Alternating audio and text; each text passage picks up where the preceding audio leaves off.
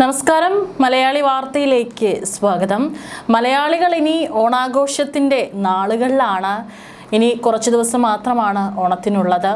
ഇവിടെ സർക്കാരിൻ്റെ വി.ഡി. സതീശൻ സർക്കാരിൻ്റെ ആദ്യത്തെ അധികാരത്തിലേറിയതിനു ശേഷമുള്ള ഓണാഘോഷമാണ്. അതുകൊണ്ട് തന്നെ വലിയ രീതിയിലുള്ള പ്രതീക്ഷയാണ് ഇത്തവണത്തെ ഓണാഘോഷം എങ്ങനെ ഉണ്ടാകും എന്നൊക്കെ കുറിച്ച് ജനങ്ങൾ പലതരത്തിൽ ചോദിക്കുന്നുണ്ട്. ഏതായാലും ഓണത്തിന് ദിവസങ്ങൾ മാത്രം അവശേഷിക്കെ സംസ്ഥാനത്ത് ഓണക്കിറ്റ് വിതരണവും പൊതുവിതരണ സംവിധാനങ്ങളും അതിവേഗം പൂർത്തിയാക്കി സംസ്ഥാന സർക്കാർ. ഓണക്കിറ്റ് വിതരണം തടസ്സപ്പെട്ടു എന്ന രീതിയിൽ നടക്കുന്ന പ്രചാരണങ്ങളെല്ലാം വ്യാജമാണെന്ന് കണക്കുകൾ നിരത്തിയാണ് മുഖ്യമന്ത്രി ഇന്നലെ വ്യക്തമാക്കിയത്. ഓഗസ്റ്റ് 18 ഉച്ചയ്ക്ക് 2:30 വരെയുള്ള ഓണക്കിറ്റുകളുടെ ഔദ്യോഗിക കണക്കുകൾ പുറത്തുവിട്ടാണ് ഇടതുപക്ഷത്തിന്റെ പ്രചാരണങ്ങൾ മുഖ്യമന്ത്രി പൊളിച്ചത്. സംസ്ഥാനത്ത് ആവശ്യമുള്ളതിൽ കൂടുതൽ ഓണക്കിറ്റുകൾ തയ്യാറാക്കിയിട്ടുണ്ട്.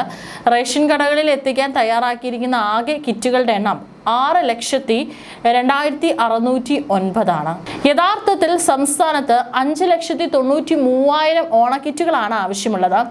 എന്നാൽ ഏതെങ്കിലും തരത്തിലുള്ള ക്ഷാമം ഒഴിവാക്കാൻ കരുതൽ എന്ന നിലയ്ക്ക് 6 ലക്ഷത്തിൽ പരം കിറ്റുകൾ സർക്കാർ തയ്യാറാക്കിയിട്ടുണ്ട്. ഇതിൽ 3,06,092 കിറ്റുകൾ ഇതിനോടകം റേഷൻ കടകളിൽ എത്തിച്ചു കഴിഞ്ഞു. അതായത് ആകെ തയ്യാറാക്കിയ കിറ്റുകളുടെ പകുതിയിലധികം വിതരണത്തിനായി എത്തിച്ചു കഴിഞ്ഞു എന്ന് സാരം. റേഷൻ കടകൾ വഴി 75,885 കാർഡ് ഉടമകൾ ഇതിനോടകം തന്നെ ഓണക്കിറ്റ് നേരിട്ട് കൈപ്പറ്റിയിട്ടുണ്ട്.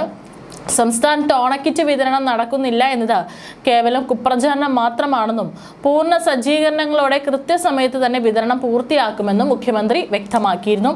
വരും ദിവസങ്ങളിൽ കിറ്റ് വിതരണം കൂടുതൽ വേഗത്തിലാക്കാൻ നിർദ്ദേശം നൽകിയിട്ടുണ്ട്. ഓണത്തിനോടനുബന്ധിച്ച് മാവേലി സ്റ്റോറുകൾ വഴി 13 അവശ്യ സാധനങ്ങൾ സബ്സിഡി നിരക്കിലാണ് സർക്കാർ ലഭ്യമാക്കിയിരിക്കുന്നത്. വിലക്കയറ്റം ഉണ്ടാകാത്ത രീതിയിൽ സപ്ലൈകോയുടെ മുഴുവൻ വിൽപ്പനശാലകളിലും ഇവ യഥാസമയം എത്തിച്ചിട്ടുണ്ട്. ചെറുപയർ, ഉഴുന്ന്, വൻപയർ, കടല, തൂവരപ്പരിപ്പ് തുടങ്ങി 10 പ്രധാന ആവശ്യ ഇനങ്ങൾ കഴിഞ്ഞ വർഷത്തേക്കാൾ കുറഞ്ഞ സബ്സിഡി നിരക്കിലാണ് ഇത്തവണ ജനങ്ങൾക്ക് നൽകുന്നത്. ഇതിനു പുറമെ സപ്ലൈകോ വഴി വിൽക്കുന്ന ശബരി വെളിച്ചെണ്ണയുടെ വില വീണ്ടും കുറച്ചു. ലിറ്ററിന് 249 രൂപയുണ്ടായിരുന്ന ശബരി വെളിച്ചെണ്ണയ്ക്ക് 20 രൂപ കുറച്ച് 229 രൂപയാക്കി നിശ്ചയിച്ചു. ജനങ്ങൾക്ക് കൂടുതൽ ആശ്വാസമേകുന്നതിനായി ഓഗസ്റ്റ് സെപ്റ്റംബർ മാസങ്ങളിലെ സബ്സിഡി സാധനങ്ങൾ റേഷൻ കാർഡ് ഉപയോഗിച്ച് ഒറ്റ തവണയായി വാങ്ങാനുള്ള പ്രത്യേക അവസരവും സർക്കാർ ഒരുക്കിയിട്ടുണ്ട്. പൊതുവിപണിയിൽ വിവിധ ഇനം അരിക്ക് കിലോയ്ക്ക് 60 രൂപയിൽ കൂടുതൽ വിലയുണ്ടായിരുന്ന സംസ്ഥാനത്താണ് സർക്കാരിന്റെ സപ്ലൈകോയിലും ഓണച്ചന്തകളിലും 33 രൂപയ്ക്ക് അരി ലഭ്യമാക്കുന്നത്. റേഷൻ കടകൾ വഴി അധികമായി ലഭിക്കുന്ന അരിക്ക് കിലോയ്ക്ക് 26 രൂപ മാത്രമാണ് വില.